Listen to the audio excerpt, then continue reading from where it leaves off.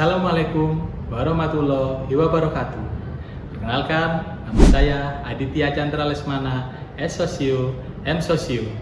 Saya merupakan dosen pada program studi Sosiologi, Departemen Sosiologi, Fakultas Ilmu Sosial dan Ilmu Politik Universitas Padjadjaran dengan NUPTK 15 39 76 86 69 13 03 03.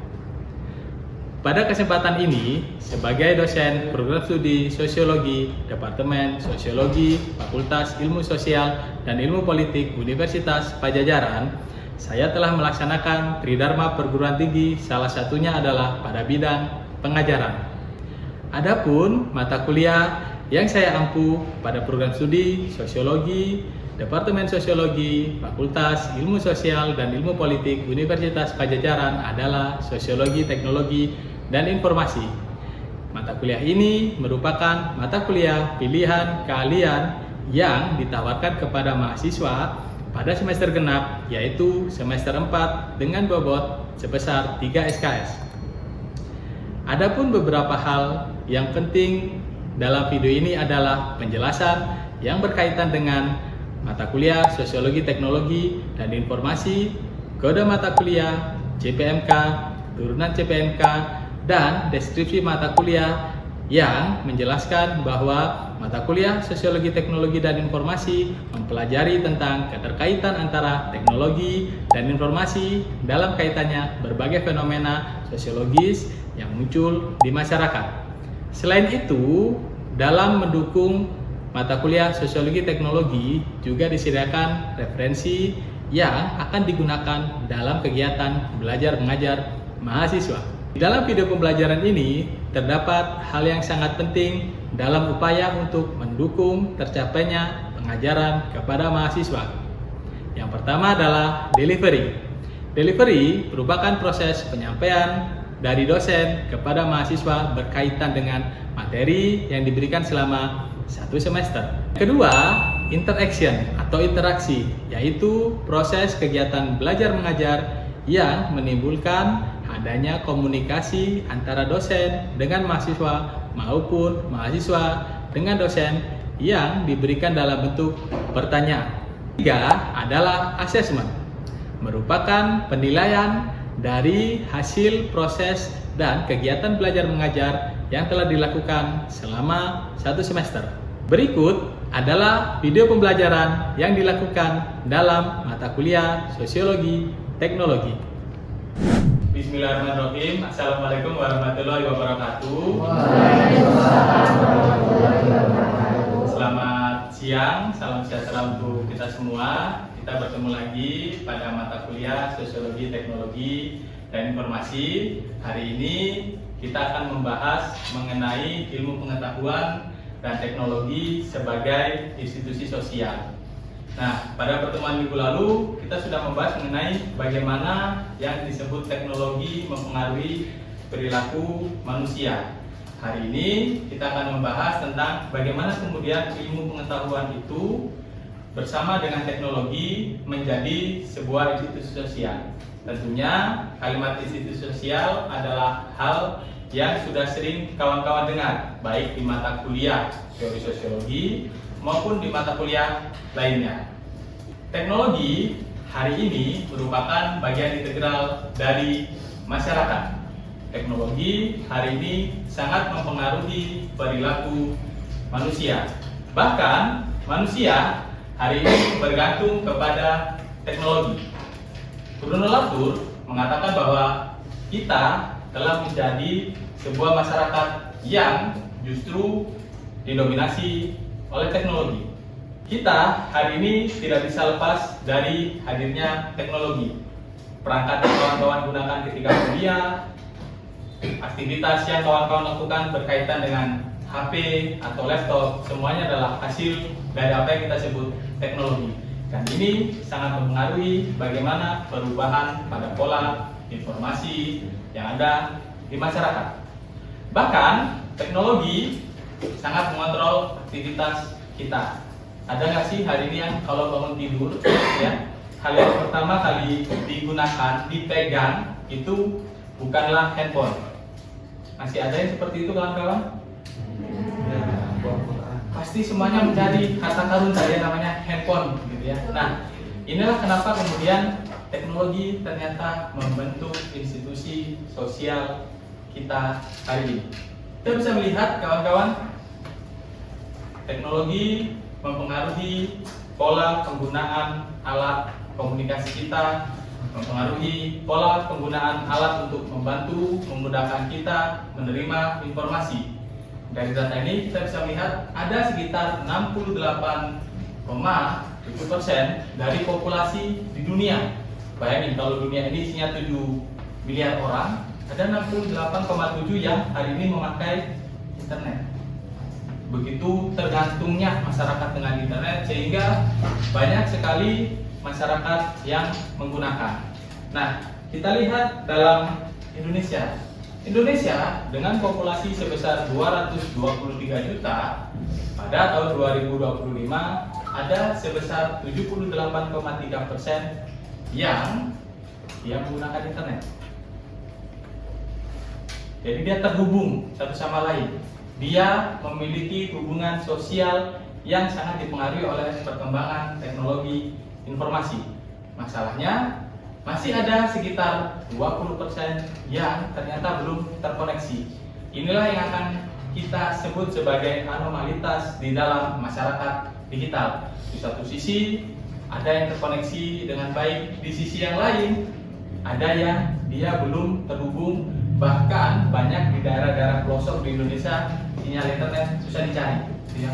Kawan-kawan ini beruntung di Bandung sudah 5G, ya kan? Bagaimana dengan kalau misalkan main ke desa adat, kalau misalkan main ke Kalimantan, kalau misalkan main ke Papua, di situ sinyal internet masih cukup susah. Tetapi dinamika yang terjadi akibat adanya perkembangan teknologi dan informasi itu terjadi di seluruh kawasan Indonesia.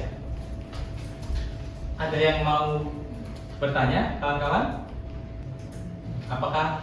Silakan, nama dan NPM tolong sebutkan. Nama saya Rizal Syakbar, NPM 1707-1024 nomor 20. Yang dimaksud di data tersebut yang YOY itu apa sih? Oke, YOY itu adalah pertumbuhan per tahun. Ya, jadi di tahun 2025 data pengguna internet Indonesia yang terkoneksi itu tumbuh hampir 10%. Jadi kita bisa lihat nih, kalian mau kemanapun hidupnya akan bertemu dengan internet. Kalian mau kemanapun hidupnya akan bertemu dengan media komunikasi. Seperti itu. Jadi hari ini memang menjadi kekuatan yang luar biasa. Kenapa? Bahkan kita mau tidur pun ya kita masih mengucapkan selamat malam gitu ya, entah pada siapa gitu ya. Yang punya pacar yang ngomong sama pacarnya gitu kan. Kalau yang punya orang tua yang ngomongnya ke orang tua gitu. Atau yang lagi PDKT misalkan ngomongnya ke yang lagi dideketin seperti itu kan. Nah, teknologi hari ini bisa kita sebut sebagai institusi sosial. Mengapa demikian? Karena di mana teknologi pasti terdapat sistem dan proses digital yang hari ini masuk ke dalam segala aspek kehidupan. Jadi yang awalnya memudahkan kita, justru kalau kata Peters, justru teknologi itu akan semakin membuat kita gelisah, khawatir. Kenapa? Kalau kita tidak pegang HP, kita takut ketinggalan informasi. Kalau kita tidak menggunakan teknologi, kita takut untuk melakukan aktivitas secara efektif, gitu ya. Nah, ini menunjukkan adanya interkonektivitas antara sains dan teknologi. Jadi, antara sains, ilmu pengetahuan, dan teknologi itu tidak dapat dipisahkan. Sehingga pertanyaannya adalah bagaimana kemudian sains dan teknologi itu membentuk institusi sosial kita hari ini. Ada yang mau jawab nggak kira-kira? Gimana sih institusi sosial dan sains membentuk masyarakat kita hari ini? Ayo, yang mau jawab? Nama saya Zakir, NPM 1707-024-02. Dari medsos.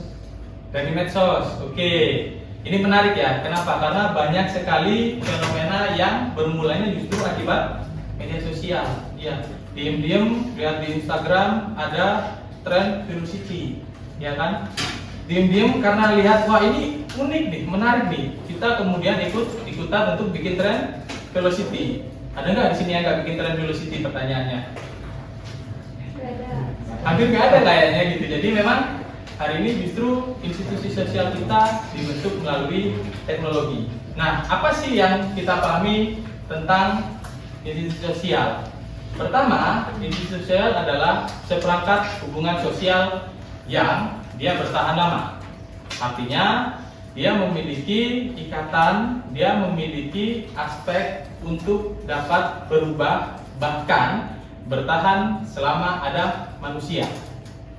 Yang kedua, semua lembaga diorganisasikan di sekitar peran sosial, aturan perilaku untuk bentuk organisasi, praktik sosial, dan material, bahkan seringkali bahasa atau wacana tertentu. Maksudnya adalah institusi sosial ditandai dengan adanya peran, ditandai dengan adanya status. Inilah yang menjadi kekuatan dari kajian sosiologi. Kita hari ini tidak akan pernah bosan mengkaji yang namanya status sosial, peran sosial.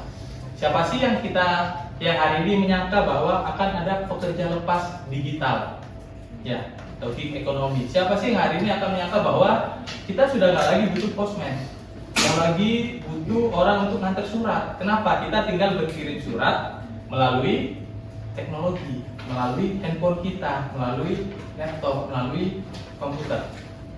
Institusi sosial memiliki bagian yang penting di dalam masyarakat. Kenapa demikian? Karena dia mengatur, ya, dia memberikan arah. Nih kalau nggak dikasih arah, nanti kawan-kawan tersesat, ya.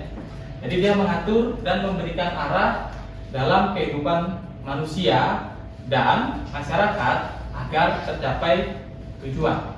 Ini misalkan kawan-kawan hari ini nih, kalau misalkan kuliahnya, gitu ya, tidak dikasihkan arahan materi apa, maka kawan-kawan akan bingung. Terus saya ngapain kuliah di sosiologi? Terus saya ngapain ngambil sosiologi teknologi dan informasi kalau tidak ada arahan atau instruksi? Jadi institusi sosial memberikan kita arah untuk mencapai tujuan bersama masyarakat. Nah, adapun bentuk dari institusi sosial, yang pertama yang pasti keluarga, kawan-kawan. Keluarga itu adalah institusi sosial pertama individu. Di keluarga terjadi proses sosialisasi sehingga membentuk pola perilaku, etika, bahkan moral sebelum individu bergabung dengan masyarakat. Jadi kalian hari ini adalah bentuk dari berhasilnya sosialisasi primer, berhasilnya sosialisasi sekunder yang mungkin dilakukan oleh anggota keluarga yang lain. Yang kedua, pendidikan. Pendidikan mempersiapkan generasi muda untuk kemudian tahu apa peran dan status yang akan mereka emban di masyarakat. Jadi pendidikan memegang peran yang sangat penting supaya nanti jadi apa ya? Kalau dulu ketika ditanya orang tua, kalau gede jadi apa kawan-kawan? Ada nggak yang masih jawab dokter? Iya. Ini kalau jadi sosiolog nanti jadi dokter nggak? Iya. Jadi dokter di masyarakat. Jadi kawan-kawan akan menjadi seorang yang mampu untuk menyelesaikan permasalahan sosial. Yang ketiga, sistem ekonomi. Ini merupakan institusi sosial yang sangat penting. Kenapa? Karena dia mengatur aktivitas produksi dan konsumsi dari masyarakat. Jadi apa yang kita butuhkan, apa yang kita ciptakan itu bergantung pada bagaimana sistem ekonomi membentuk aktivitas manusia.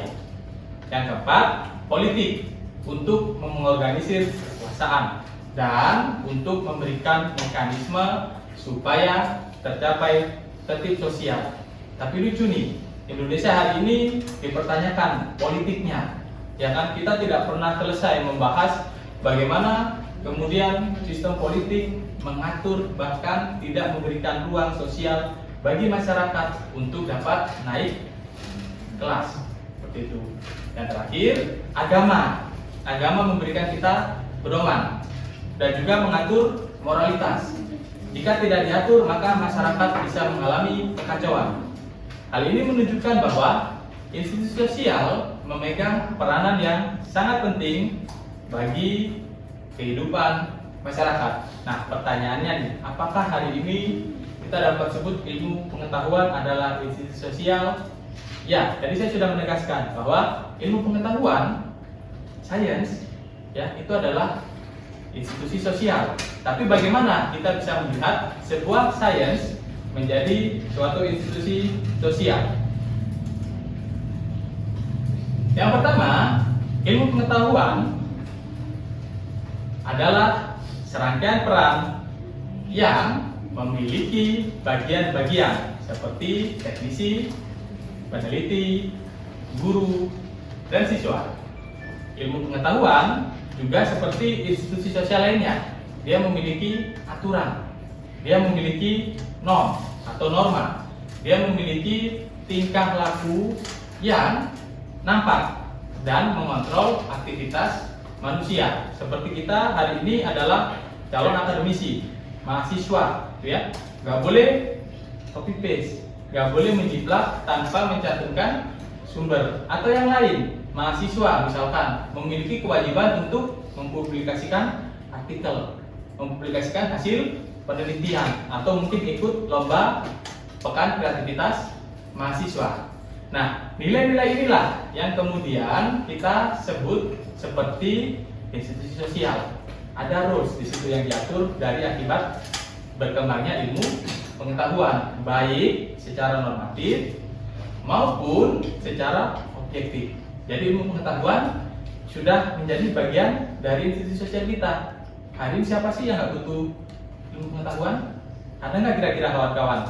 Kalian bisa mengenal huruf A, itu adalah bagian dari ilmu pengetahuan.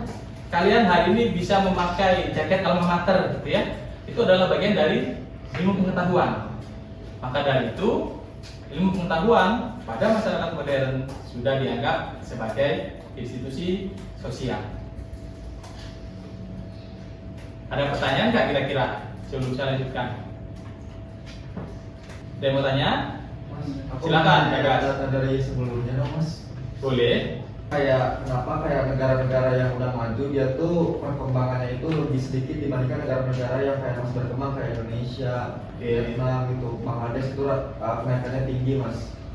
Oke, pertanyaannya menarik ya. Kenapa sih negara-negara yang berkembang gitu ya justru itu kenaikan pengguna internet ataupun connected population-nya itu lebih tinggi daripada negara-negara maju?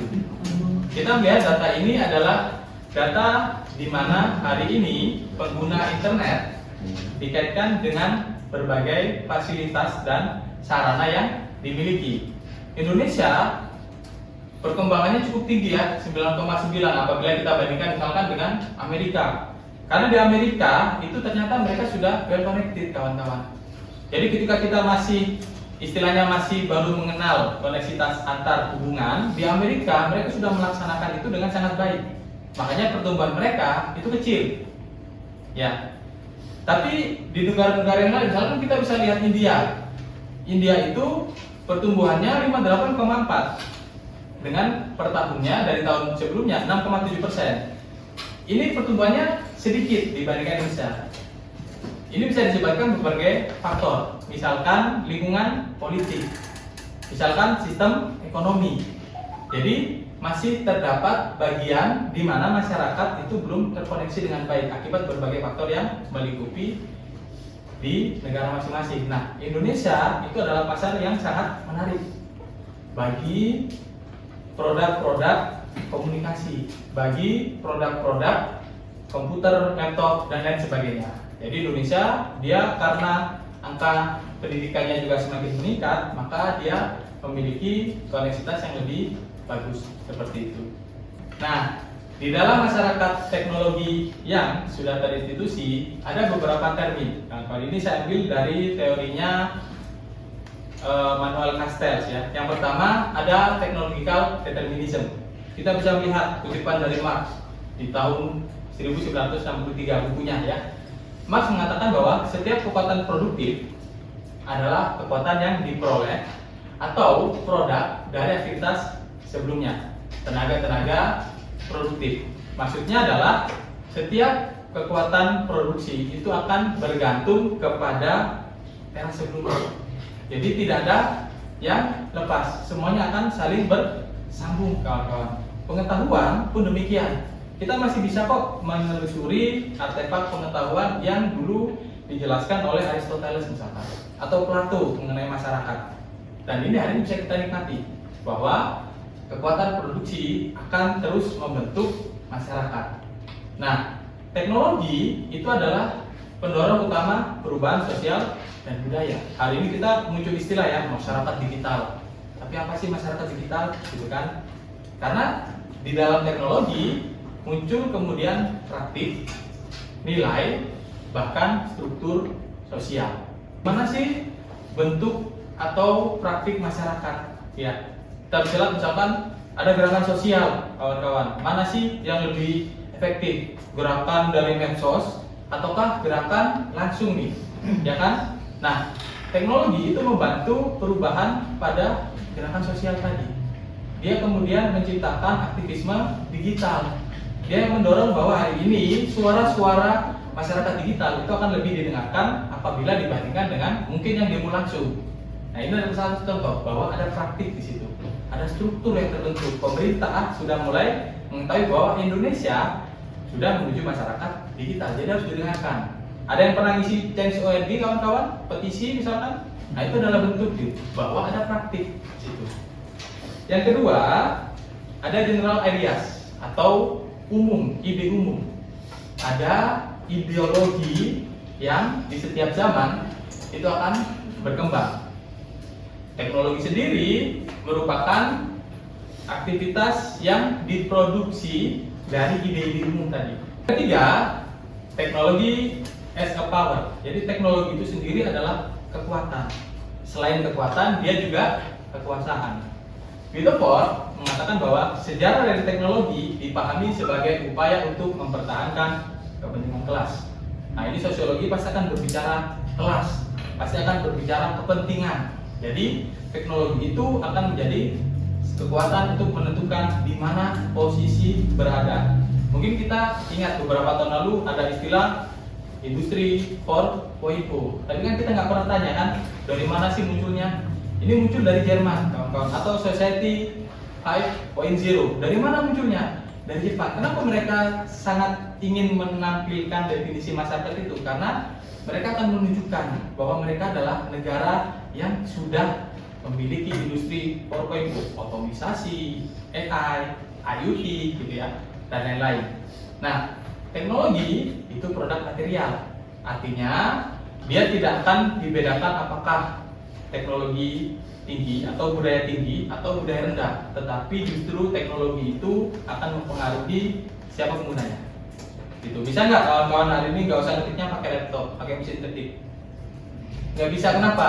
Karena googlingnya pakai laptop. Di mesin ketik nggak bisa googling kan kawan-kawan ya. Belum lagi kalau salah harus dititip. Nah, ini adalah bentuk bahwa teknologi itu adalah kekuatan yang mengubah kita. Di masyarakat barat, teknologi itu dilihat sebagai sesuatu yang valid. Jadi kalau orang mau dianggap sebagai peradaban yang maju, maka dia harus memiliki kekuatan teknologi dan juga memiliki ilmu pengetahuan yang mapan, seperti itu. Yang keempat, social determinism. Nah, di sini ada konsep keterlekatan, immediateness. Ya, kita hari ini sangat terlekat dengan bagaimana teknologi mempengaruhi kehidupan kita. Tapi kalau kata penganut aliran determinisme sosial, lingkungan sosial mengkondisikan dan menentukan perkembangan teknologi. Jadi pengenalan dan penggunaan teknologi adalah hasil dari suatu tatanan sosial. Kita bertanya, kita itu Indonesia kaya akan sumber daya alam, tapi banyakkan yang menguasai adalah negara luar. Nah, ini adalah bentuk bahwa tatanan sosial kita hari ini perlu untuk dibangun supaya bisa memproduksi teknologi bagi kemaslahatan masyarakat. Di satu sisi, teknologi tidak dilihat sebagai dua dunia. Kalau dulu ada dunia maya, dunia nyata, sekarang nggak, sudah lekat dengan kalian. Masyarakat itu dimodelkan oleh perubahan teknis, dan perubahan teknis itu diciptakan oleh kawan-kawan sendiri, penerus dari bangsa dan juga sistem yang dibangun.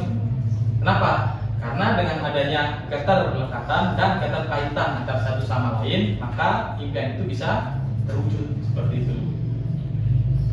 Teknologi juga sebagai proses sosial. Jadi ketika masyarakat dibentuk oleh perubahan teknis, maka masyarakat sebenarnya menikmati proses dua arah, ya, yang disebut sebagai keterlekatan sosial. Kawan-kawan hari ini bangun tidur pegang HP, ya, besok-besok kalian gak usah pegang HP, HP-nya sudah ada di kepala, gitu ya. Hari ini kan kita bisa melihat ya, kalau Mas misalkan dia sedang mencoba chip supaya bisa mendengarkan lagu tanpa harus pakai earphone, kan sudah ditanam di otaknya. Nah, tapi bagaimana nanti kira-kira dengan dampak dari perkembangan teknologi? Nah, ini yang harus kita antisipasi, kawan-kawan. Guys, mau tanya lagi, silakan Erlangga. Mau tanya, jadi kalau misalnya ini teknologi itu sebenarnya baik atau buruk ya kalau bagi negara berkembang? Oke. Seperti masih ada orang yang belum bisa mengikuti perkembangan itu, perkembangan teknologi, karena hasil jadi tidak bisa ikut dalam masuk ke situ. Oke, pertanyaannya bagus dari Erlangga. Apakah teknologi itu baik atau buruk? Di awal tadi sudah disampaikan bahwa hari ini kita didominasi oleh teknologi. Teknologi adalah upaya untuk mempermudah hidup manusia, masyarakat. Dulu kita tidak bisa pergi jauh karena belum ada bus misalkan. Kalau mau ke Jakarta harus 2 jam. Naik bus cuma 30 menit, ya kan? Di satu sisi teknologi membawa kebaikan. Di sisi lain teknologi juga membawa pengaruh yang perlu diwaspadai. Misalkan nih, hari ini kita membangun jalan tol. Karena jalan tol itu nggak mungkin lewat rumah warga, dicarilah lahan kosong. Lahan kosong tadi dibutuhkan pembebasan lahan. Ada alih fungsi ekologis di situ. Yang awalnya mungkin hutan, ya, mungkin sawah, jadi lahan untuk jalan tol. Di sisi lain misalkan hari ini kita sangat lekat dengan media sosial. Ini teknologi yang menarik, kawan-kawan. Ilmu pengetahuan yang dikonstruksikan sebagai alat untuk mempermudah aktivitas kita. Tapi kita menyalahgunakannya. Misalkan ujian, nggak boleh buka Google karena dosennya membiarkan untuk ada HP, dibukalah Google. Nah, ini adalah salah satu dampak yang buruk. Atau yang paling mengerikan yang harus kita antisipasi hari ini adalah artificial intelligence. Siapa sih yang nggak tahu ChatGPT? Siapa sih yang tidak tahu bagaimana artificial intelligence itu bisa membantu kawan-kawan untuk membuat makalah? Tapi pertanyaannya, apa yakin mau dikalahkan oleh artificial intelligence? Ya, apakah yakin kita tidak akan ketergantungan? Dan celakanya adalah kalau kita sudah ketergantungan, kita akan susah mengkonstruksikan bagaimana melihat permasalahan di masyarakat. Jadi perlu diwaspadai hadirnya teknologi, baik positifnya ataupun negatifnya, seperti itu. Ada yang lain, kawan-kawan? Baik, kalau sudah tidak ada pertanyaan, pertemuan hari ini kita cukupkan. Nanti ada tugas untuk melakukan literatur review pada bagaimana dampak teknologi terhadap kekuasaan dan perilaku masyarakat. Nah, kawan-kawan nanti bisa mengakses berbagai jurnal untuk menjawab pertanyaan dalam tugas tersebut. Terima kasih. Selamat siang. Bila ada budaya. Wassalamualaikum warahmatullahi wabarakatuh. Demikian yang bisa saya sampaikan berkaitan dengan video pembelajaran khususnya pada mata kuliah Sosiologi Teknologi dan Informasi pada program studi Sosiologi Departemen Sosiologi Fakultas Ilmu Sosial dan Ilmu Politik Universitas Padjadjaran.